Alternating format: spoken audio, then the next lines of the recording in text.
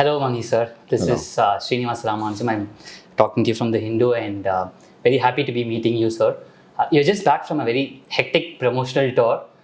First of all, it must have been a different experience for you itself, this whole promotional tour. Was it easier than the actual filmmaking process itself?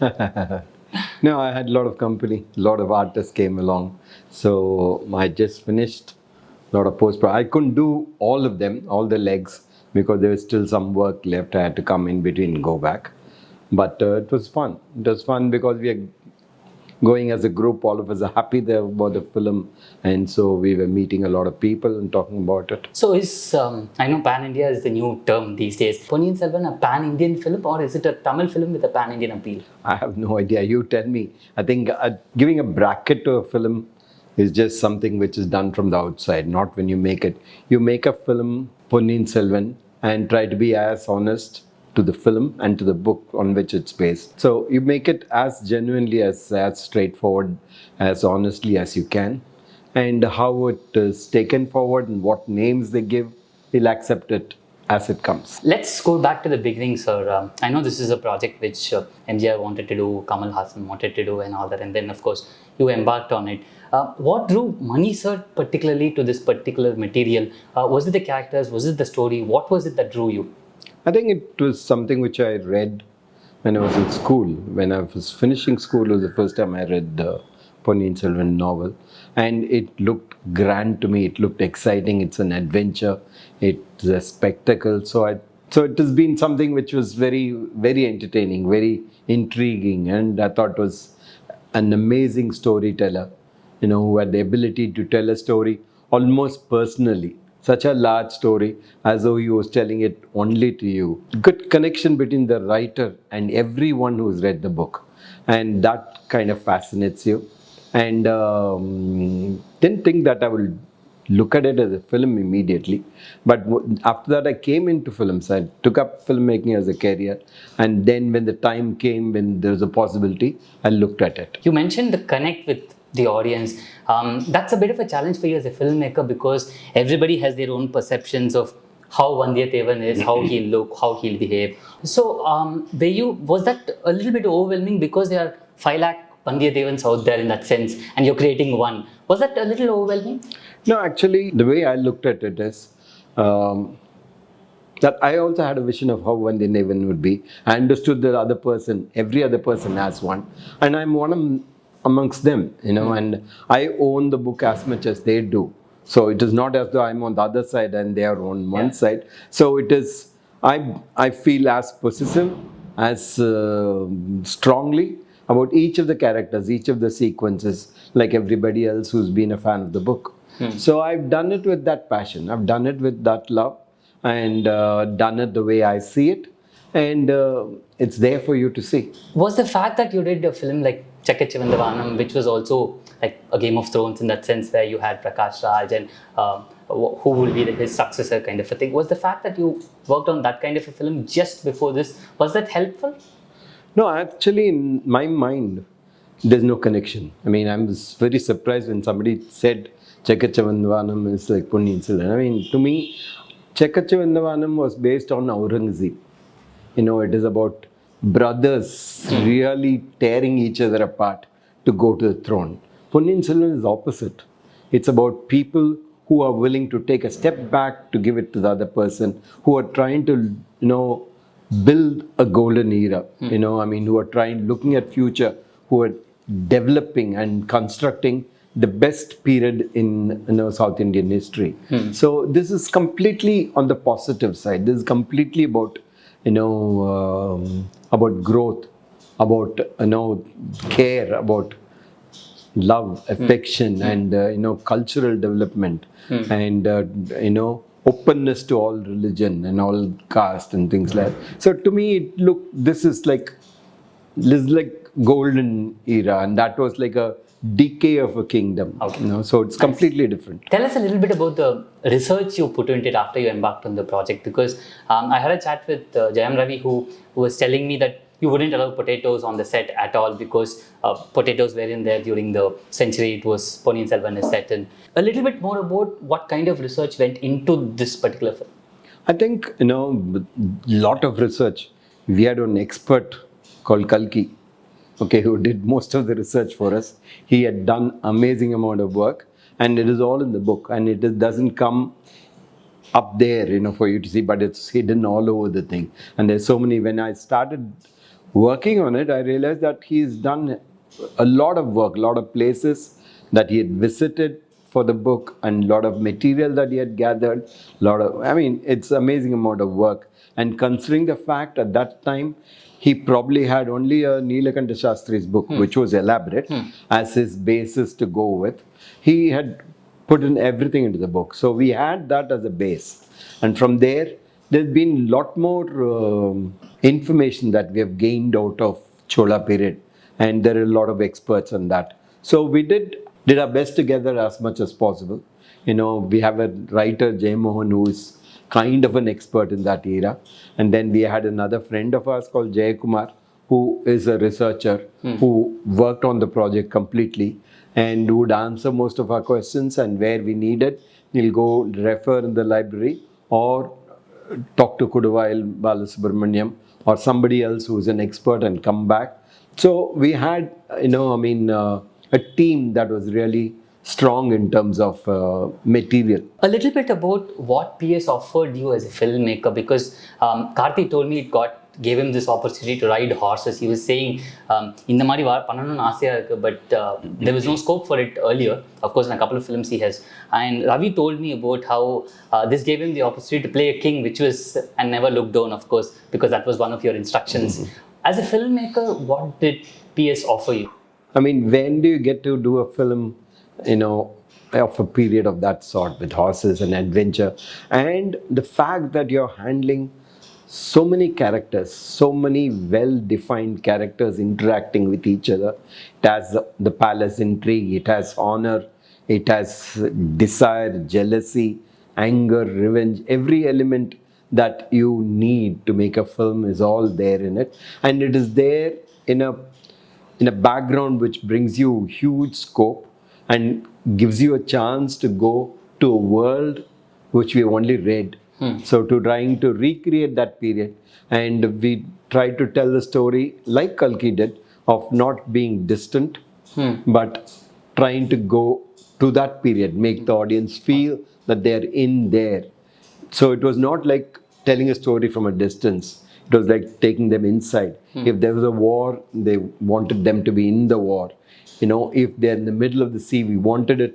So a lot of the making technique also was oriented towards that. So it was a fantastic chance for me to do a film which I really look forward to. I remember attending a seminar recently where you shared stage with Bahubali filmmaker Rajamouli, and I'd like to know how much of the Bahubali soup, the fact that Bahubali 1 and 2 of course became so big and widely talked about, how much of that whole movement gave Mani Ratnam a confidence that he can take up such a big scale project? No, it's not so much the scale, it's the structure. Bahubali created a road for us. He told us that you can't tell a film in two parts and people are willing to watch it, wait and watch the second part. That was a very liberating factor, and think we owe it to Rajamouli for giving us that liberty. Otherwise, we were trying to constrict this to one film, which is always a problem. But this time when I took it up, I knew that we can do it. Somebody has made the way for us, so we can do it in two parts, and that gave the path. But Bahubali and Ponniyin Selvan are completely two different kinds of films, absolutely. This is more to do with Kalki, and Kalki had done it in a lot of realistic fashion. The entire story is told through almost a common man. Vandiyathevan is just a commoner who's going, so it's not royalty. Yeah. It is a commoner who sees royalty, and it is about heroes, but it's about heroes with flaws. Each one has one or the more weaknesses, and so it's not superheroes. It's not that they have superpowers and they're super strong. They're normal people. They're princes, but you know what the prince goes through, what it is that it takes to actually be a prince and be there in the war front, be with 1,000 people, and you have to spend day and night with them. Yeah. So I mean, it is rooted in that sense. It is following the path that Kalki made, that as far as the film is concerned. Because you spoke about part 2, how has that shaped up and what can we expect there? Can we expect a logical continuation of what PS1 is and what can we look forward Yeah, there? it will have the rest of the story. It is, and we shot it like a single film. We didn't look at it as part 1, part 2. We shot it like a single film in one stretch, and shot it like one story. And so it is the same characters in developing and going towards a crescendo. Okay. In most of the promotional interviews, Mani sir, that I've watched, we've seen about how the star cast is in awe of you in that sense. Aishwarya spoke about you being her guru. Karthi was your AD, of course, inside it and all that. When there's so much of respect towards a filmmaker, how is it possible? How do you create an atmosphere that makes it conducive for you to co-create a character and co-create a scene? Yeah, it's not. I mean, they say all this, but the fact remains that when we have a shot to do, they have to put in their bet also. So I think right from the beginning it's been like that with all the actors. I make it a point to tell them it is not what I'm saying alone, it is what you're saying also that matters. Together we have to discover the character, and if you're going to do only what I say, then it is not going to look real. So I needed them to invest themselves into it, do a little bit of work, go through it, get into the habit of being Nandini, think like her, feel like her, be angry, or whether it is Rajaraj, be a prince with a vision where you see something and there is something else that is going through your mind. You're seeing more than what I'm seeing. So that should be so when you have those kind of conversation, they start putting themselves inside. So it's never been a problem. I mean, Right. what they say on stage, don't take it seriously. How has the song sequences come out, Mani sir? Because I'm intrigued because I remember rewatching Dil Se and Tira quite recently, and I was looking forward to how the song sequences were shot itself per se. Now today, of course, we are at a time when songs are slowly disappearing from common cinema and all that. So how do you see this whole song shooting process, and where do you see that going in the future? I think things are changing. I mean, definitely, people don't need songs as a compulsion. If songs are there, it is there only to help the film. And you don't have to, necessarily have them, necessarily break the rhythm of the narration and have them. If you think it will help your narration, then you have them. And in this also the same thing. I mean, this was not an exercise to shoot songs. This was an exercise to tell the story. And in that, wherever songs would come in, they will come in and they will go. It is not. It will not be a standalone, full-fledged song. It will be to the extent it's going to help me to tell the rest of the story. We saw Vikram speaking very passionately about the times that were and how it was the golden period for Tamils per se and for the entire country, of course.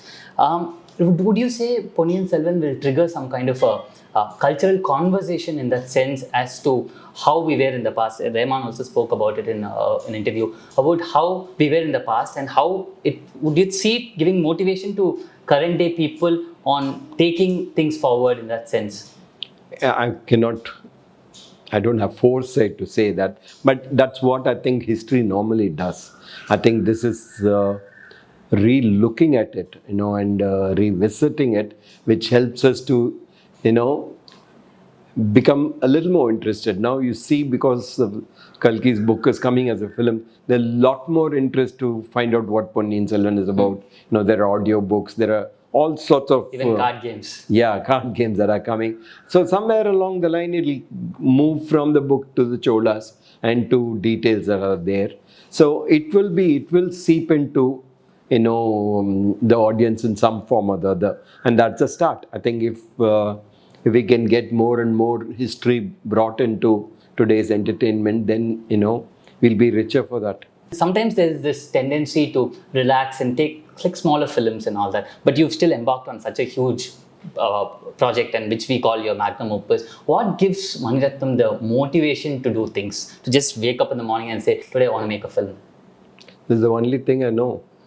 So this is what I do. And even like making a small film is not necessarily easy.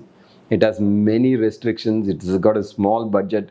You have to do that efficiently. You can't go to too many locations. So making a small film is as difficult as a big film. In this kind of film, the number of variables are that much. The size of the crew and the requirement is like 10 folds. And therefore, it is a lot more logistical problem. But the effort and the passion is the same. It really doesn't change. That to try to get something from paper to film in a manner in which it elevates itself, is what filmmaking is about. I'd like to end on a slightly lighter note. Before we watched Vikram, Lokesh Kanakaraj told us to rewatch Kaidi. And before Vendu Tanindadu Kade, the early morning shows, Gautam Menon told us to sleep well and come. What homework is Mani Ratnam sir suggesting to fans? Just come and enjoy. Nothing. I don't think that it requires. Hopefully, we tell a story wholesome, and hopefully, it's not necessary for you to prepare and come. I think if at the end of the film, you feel like going back and reading a little about Cholas, I'll be very happy. Excellent. Looking forward, Mani sir. Thank you for your time. Thank you.